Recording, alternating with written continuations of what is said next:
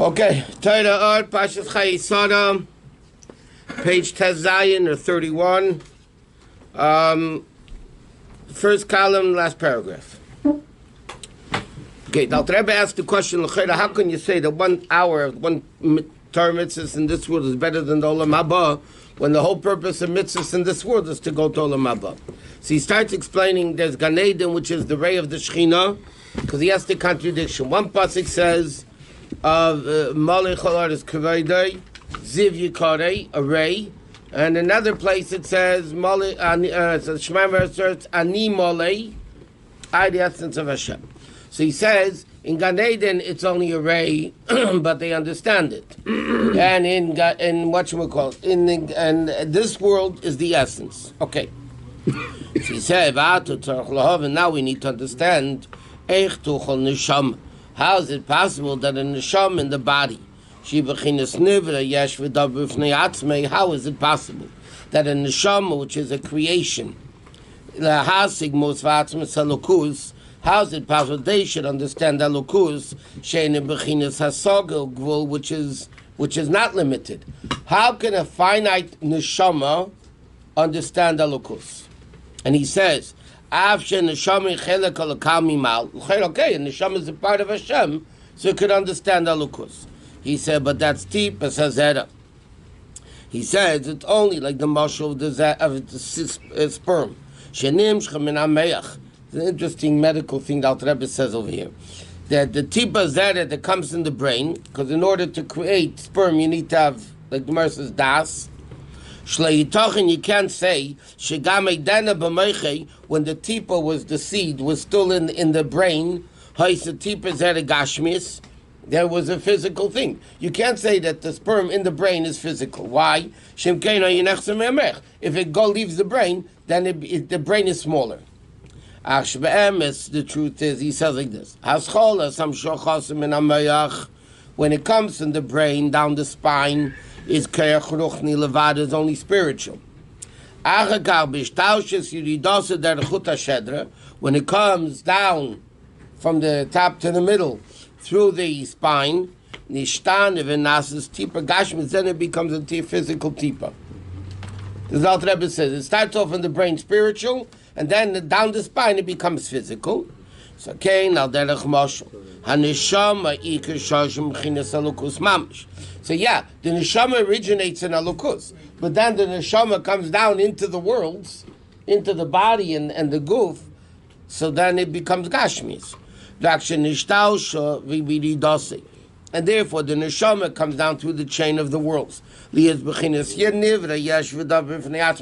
entity. So yeah, neshama is a chelak al. That's up there. The question, when the neshama comes into the body, now the neshama is limited. So now the question is, how is it possible that a neshama should be able to understand elukus? So he said, well, the Inyan is like this. The Hinek Siv, it says, but after Matan Torah, Vayov Moshe M'Teicha Anon. When Moshe Rabbeinu went up to Har Sinai for 40 days, he said he went into the cloud. He was there 40 days and 40 nights. He didn't eat bread. So how did he live? You can't eat. You can't, without food. You can't live for more than a few days. So how did Moshe Rabbeinu live on Har Sinai? So it says what happened was Moshe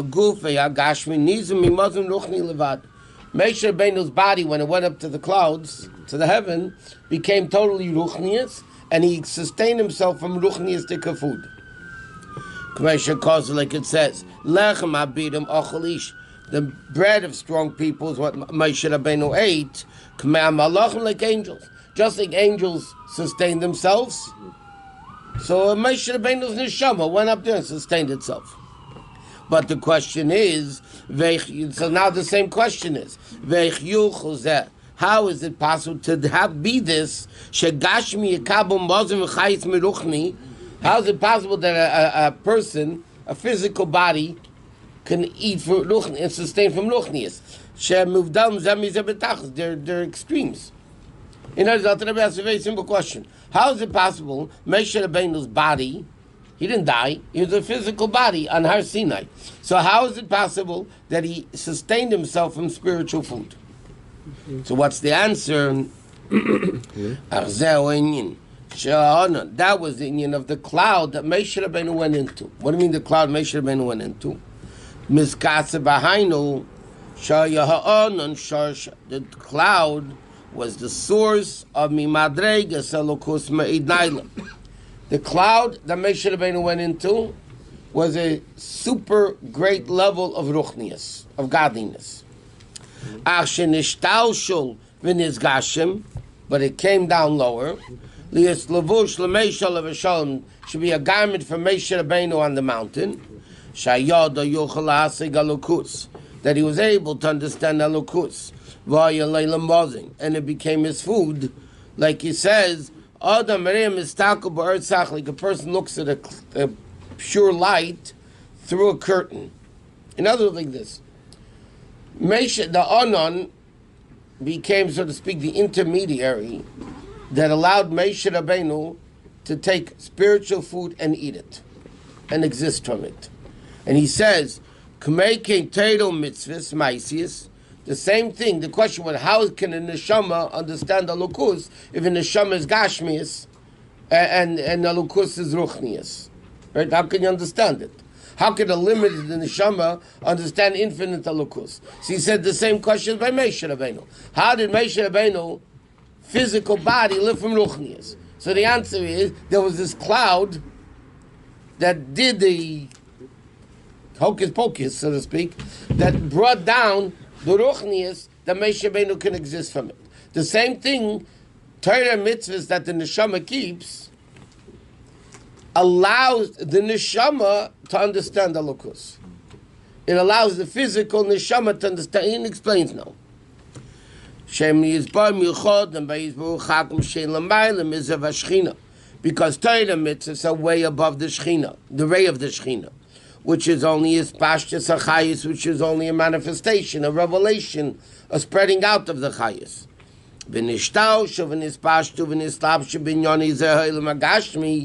And in other words, like this, Torah mitzvahs are the essence of Hashem, but they do come into a physical world.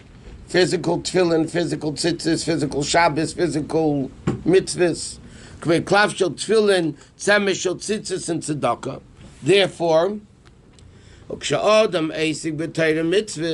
a person learns Torah, does Torah mitzvahs, his neshama becomes levushim shenistabish b'meganed na'elyon, becomes the guy like the cloud, became the garment for Moshe Rabbeinu. So Torah mitzvahs become the garment for the Jew. Ayodei tucha neshama she bechinas nivra lahasik ziva shchina atzmas elokus. Okay, the Alter Rebbe is explaining like this. And that's why he's going to explain why Tshuva Maisim Tevim is greater than Olam Haba. Because Tshuva Torah mitzvahs come from a level of the essence of Hashem.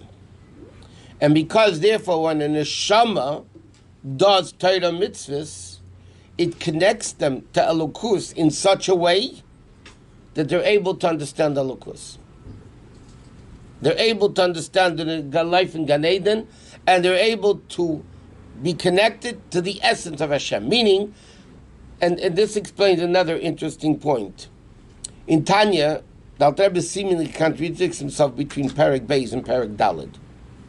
In Perek Beis, the Alter Rebbe says a neshama is a part of Hashem. Okay, therefore it's connected. In Perek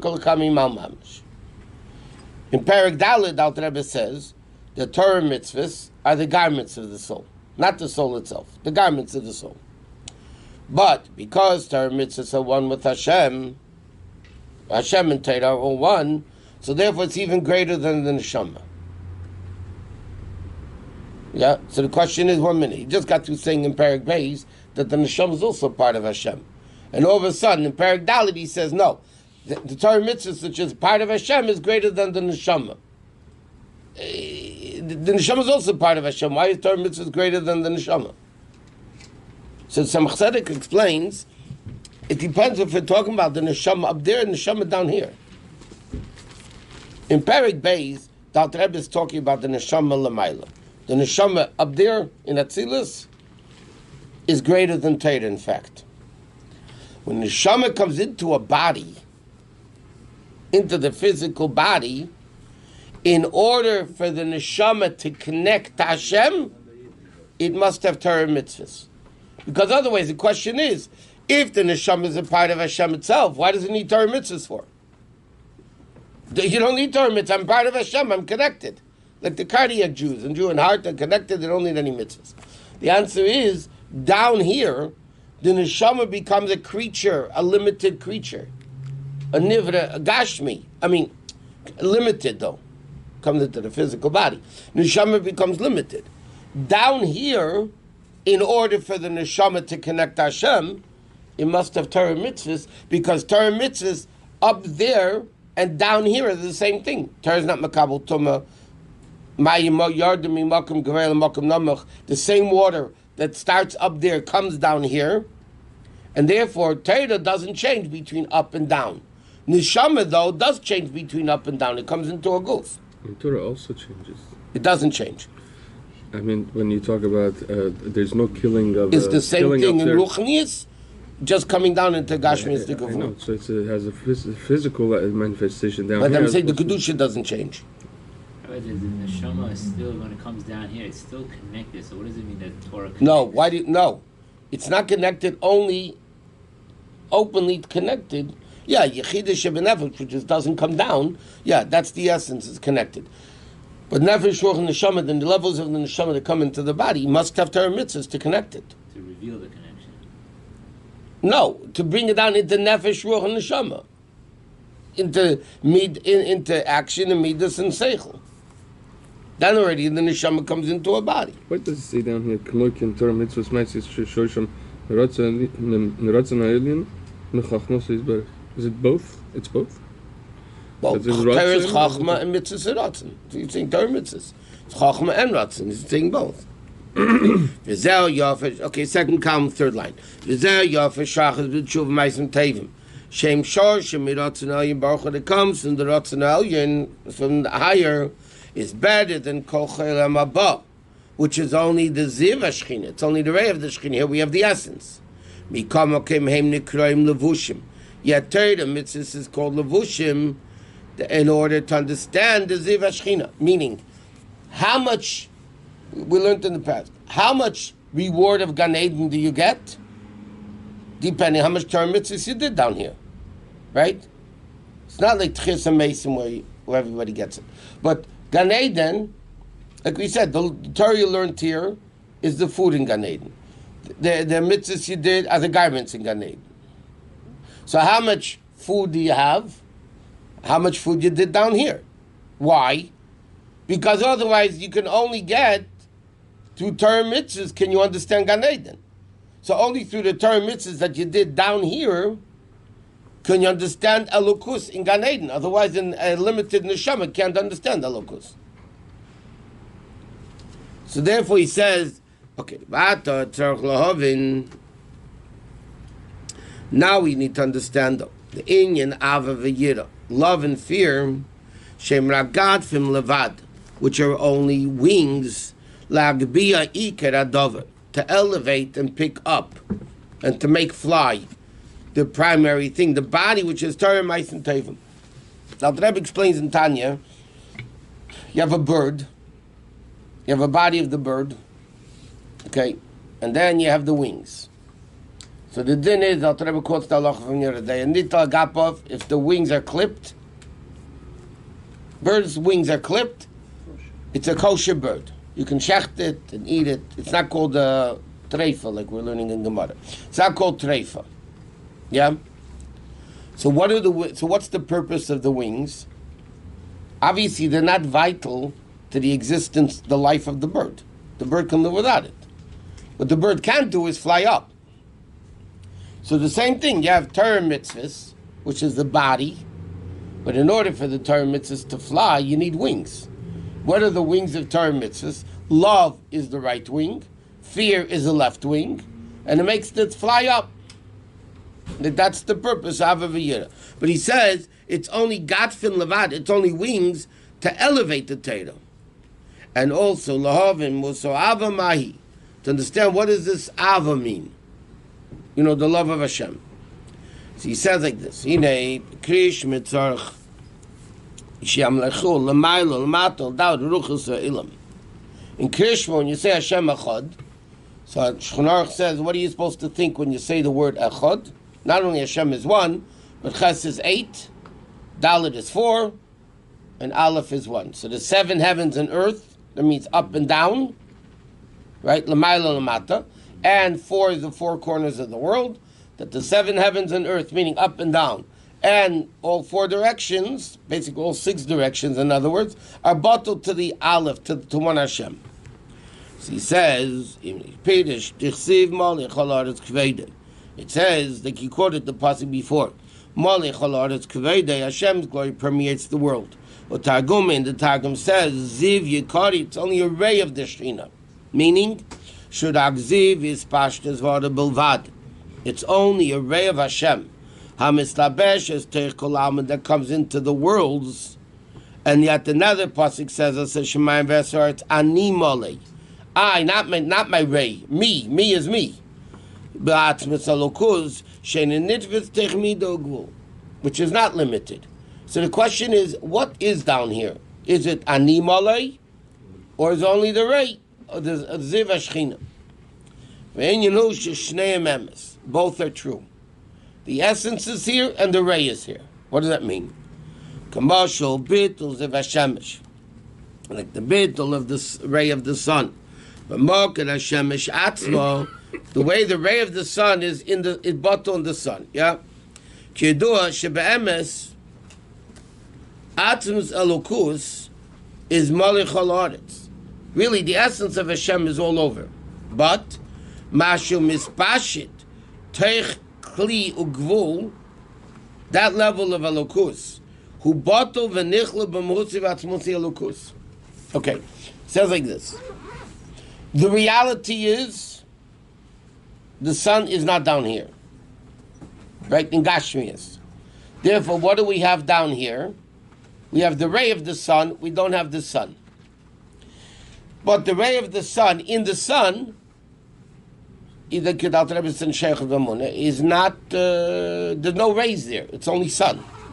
Right? Because it's there.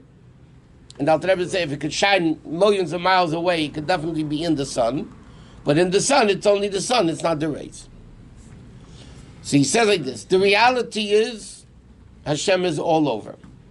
It's not like the sun. The sun is up there, the Alter Rebbe says in Shaykh of Emunah. It's not like the sun. It's only a mush of the rays of the sun in the sun. But the problem is, the sun is not here, but Hashem is here.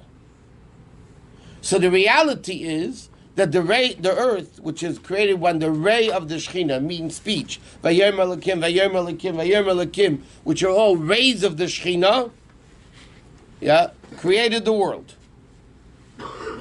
But the reality is, the essence of Hashem is also here. So therefore, reality is completely bottled. He says, in Adam hate and a person meditates into this. In Psuk it is in Krishma, the way it's really. The way the world is bottled. In the source, the way reality is, the world doesn't exist. The only thing that exists is Hashem.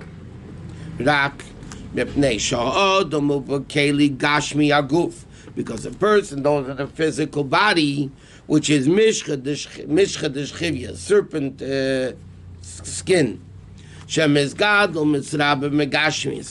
that grows in the grobkeit, in the coarseness of gashmias. Hamaster umaylim, that covers,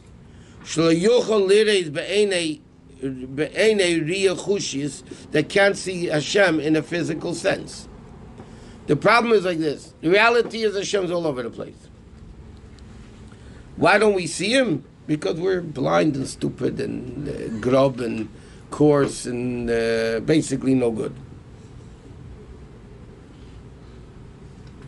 So he says, though, when a person meditates into this, it's like Chassidim of yesteryear, they would completely want to be out of Gashmias. Why? They should be able to understand the Maamar better. The Rabbi Shabbos Maamar, whoever, which Rabbi was, should I be able to? They said, Maamar is a lukus. How do you expect a coarse, grubber body that's into Gashmias to understand the Maamar? So they would do iskafia, they would do whatever they needed to do. But he said, when a person meditates into this, then he'll awaken in the heart the desire.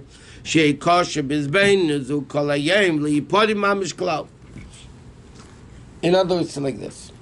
To use a coarser language, so to speak. We know that the world comes in the junk, the sediment of the malachim. Okay? So there were chassidim, that when they came to a beautiful city, they saw, whatever it was, like they came to Moscow or Petersburg, whichever, chassidim from the Shtetl, they would say, the Malach really went to the bathroom very well here. he really let it out. But they realized this is only the bathroom. Schmutz. The schmutz, yeah, that's a good way of putting it. The schmutz of the Malachim created this world. So the person thinks to himself, why do I need to be connected to the schmutz? I can be connected to the person. Why do I need to connect to the schmutz, the garbage of the Malachim? The bathroom of the Malachim, I can connect to Hashem himself. He says if a person meditates in this properly, then he'll want to be close to Hashem a whole day, to do Torah mitzvahs and not to do anything else. He says, okay, so he said, not only that, as it says in Tanya, even a Beinoni, the more he eats and sleeps, the lower he becomes. Yet he can overcome it to be the Beinoni. And he says, then, okay, that's the acceptance of the yoke of a Shemayim. But Pasuk Rishon and V'yohavta, and the Pasuk is Shema. And V'yohavta, what is it? She Avaya Lekecha. That Avaya should be a Lekecha, which means she Tamid Kosher Bizbein Nezu. That a person should constantly be connected in this way, Bittul Ha'elamis, Lamachayim Ahava Isam, to the one that gives it existence and the one that creates it and gives it life, to be bottled to it. So, why aren't we? Now,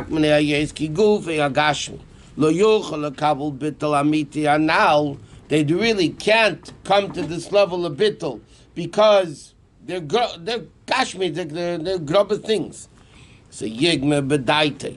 So then that's this beingness of ava. Rabbi explained before the beginning of the paragraph that ava is the wing that makes it fly up. So he said we have to understand what this ava is all about. Yeah. So he said, what does it mean loving Hashem? Understanding that really the world is nothing, and the real existence is Hashem, and therefore why do I need to be connected to garbage if I can connect to the real thing? Right? Why do I have to connect to substitute if I can be connected to the real thing? And therefore he makes it his mind bekrishma in yin limit atayra when he said the bartabam, okay? Which means shenav she'olikiz. But asaki betayra when he learns Torah, nase yichud amiti matayra, becomes one with the Torah. When a person learns Torah, he becomes one with the Torah. If you become one with the Torah, and Oraisa kutshabrichu kulachad, mamish, Hashem and Torah are one. So if a person, let's say, learns, right, and they have Torah knowledge in their head, so that means they're connected. What's connected to them? Hashem himself. Hashem and Torah are one. But it comes into the physical world. Therefore, when a person puts his nefesh ol kiss, when he learns things in this, learns Torah in this world, then if the neshama down here is connecting to Torah, then the neshama up there connects to Torah, and there becomes a total unity between the Jew and Hashem. Down here we're connected, and therefore the neshama up there, the Chai Yechid, is connected, and therefore the Jew is completely connected to Hashem. It's always connected up there. Yeah, but it becomes even more connected, because there's no end to the connection, right? A tzaddik gomor that's connected to Hashem, they need to do Torah mitzvahs or not? Why? They're connected. They're more connected. So, He's connected because he does Torah mitzvahs. I understand, but he's connected already. If he didn't do Torah mitzvahs, he wouldn't be connected. Yeah, but I'm saying he did Torah mitzvahs 50 years, yeah? Okay, he's connected. If he stops for one moment, he's not connected. Why? Because that's the connection. Yeah, but why isn't the earlier connection, this permanent connection? That's what Rebbe says. In it's a permanent connection. You do a mitzvah once, you're permanently connected. But The answer is you have to be more connected. Not only to be disconnected, not to be God forbid disconnected. you stop doing Torah mitzvahs, you sever the connection. No, that's only if you don't do Avedas. But you don't do mitzvahs. But if you don't do mitzvahs, you go down. No? Why? Because on a stiff mountain, you stop, you go down. Right? But why isn't the connection enough that they had before? See, every time you do mitzvahs, you're more connected. Bro. Huh? Yeah. that's